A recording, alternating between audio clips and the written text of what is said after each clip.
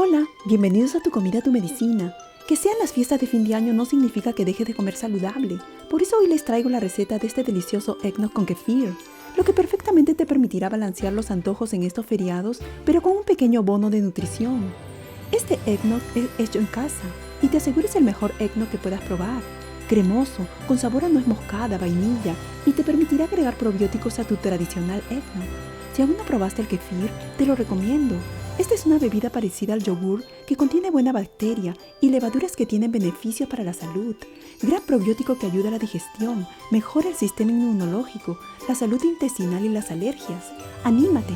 Convierte esta receta en una nueva tradición familiar y disfruta del agradable sabor de las especias que contiene y del gran efecto de sus nutrientes.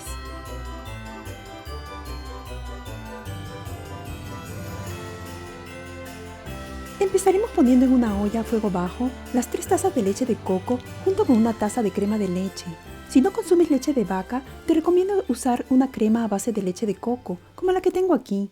Mezclen, agreguen miel de maple al gusto o el endulzante natural que gusten, las especias, vainilla y con una varilla empiecen a batirlo para que se mezcle todo y se haga espumoso.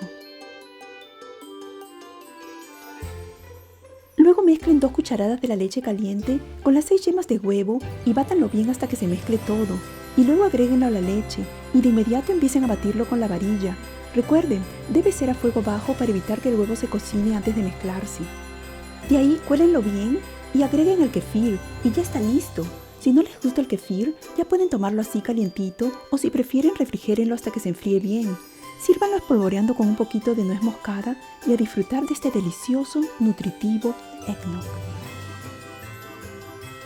Prepara esta deliciosa receta y disfrútala tanto como lo hago yo. Y recuerda, comer saludable es posible si decides escoger mejores opciones, prestando atención a los ingredientes que usas y con esta receta te aseguro conseguirás lograrlo. ¿Quieres saber más de cómo hacer que tu comida sea tu medicina? Suscríbete. Gracias por vernos, les mando todo mi amor y les deseo siempre mucha salud.